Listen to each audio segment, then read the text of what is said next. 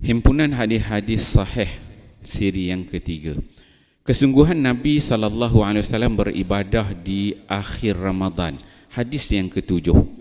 An Aisyah radhiyallahu anha qalat, kana Rasulullah sallallahu alaihi wasallam yajtahidu fil ashril al-awakhir ma la yajtahidu fi ghairihi. Akhrajahu Muslim fi sahihih. Daripada Aisyah radhiyallahu anha, beliau berkata, Rasulullah sallallahu alaihi wasallam berusaha bersungguh-sungguh beribadah pada malam 10 akhir Ramadan, melebihi usahanya daripada malam-malam yang lain. Riwayat Muslim. Pengajaran hadis. Amalan i'tikaf merupakan satu amalan sunnah yang dilakukan oleh Nabi sallallahu alaihi wasallam, ahli keluarga dan para sahabat baginda. Nabi sallallahu alaihi wasallam akan beriktikaf terutamanya pada 10 hari terakhir daripada Ramadan bagi mengasingkan diri daripada urusan dunia dan bersungguh-sungguh memperbanyakkan amal ibadah pada malamnya serta mengejutkan ahli keluarganya dalam memburu Lailatul Qadar. Justru bagi orang yang beriktikaf, apabila menahan dirinya daripada melakukan perkara dosa dan hanya terbatas melakukan amal ibadah tertentu sahaja, akan dikurniakan kepadanya kebaikan seperti orang yang melakukan semua kebaikan.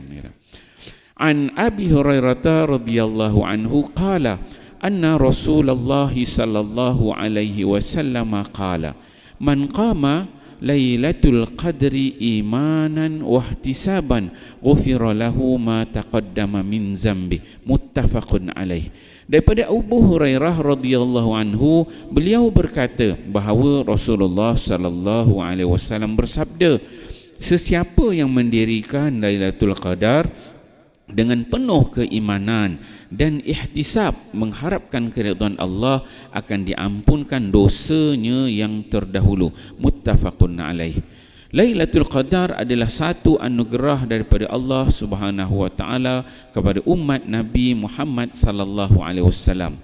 Ibnu Hajar Al-Asqalani mengatakan bahawa yang dimaksudkan imanan dengan keimanan adalah membenarkan janji Allah Subhanahu wa taala yang akan mengurniakan ganjaran pahala, manakala ihtisaban pula bermakna mengharap pahala daripada Allah Subhanahu wa taala bukan kerana mengharapkan selainnya seperti berbuat riak dan sebagainya. Fathul Bari.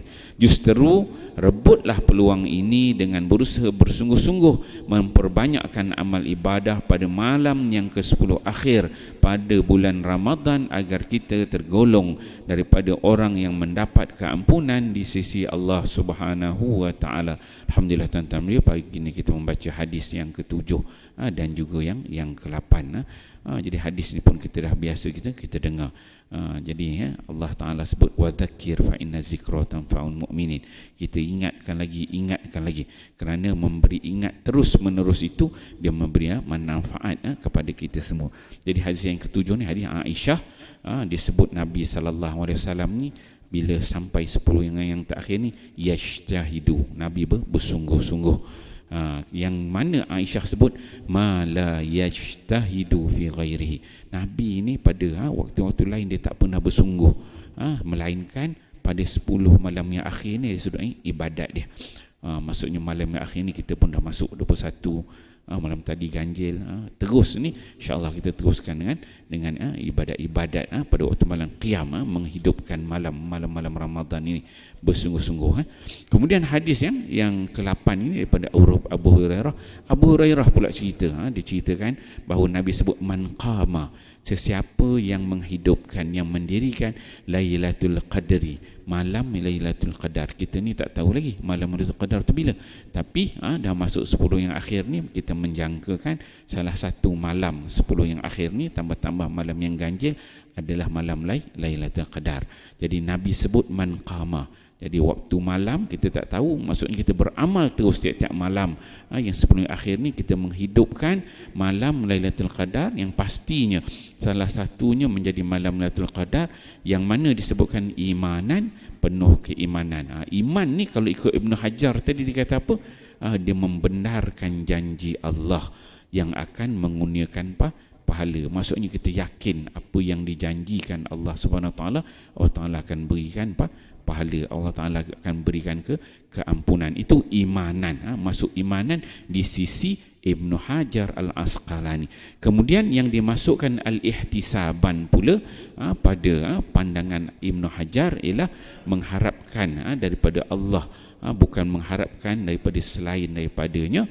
Maka ghufira lahu ma taqaddama min zambi, Allah Subhanahu Wa Taala telah mengampunkan dosa-dosa kita yang telah lalu. Jadi insya-Allah tuan-tuan mulia, memang kita dengar hadis ni berulang-ulang kali, moga-moga masuk dalam hati kita, bukan setakat kita dengar tapi kita betul-betul qiyam. Kita dirikan, kita bangun tahajud dengan solat-solat malamnya, dengan zikirnya, dengan baca Quran terus menerus dengan penuh iman. Iman ni kita yakin Allah pasti akan berikan ganjaran itu. Kemudian kita mengharap sangat, ihtisaban. InsyaAllah tahun ini Lailatul Qadar milik kita semua, InsyaAllah. Wallahu alam. Kita amal dan sampaikan. Subhanakallah, alhamdulillah, illa lazina amanu wa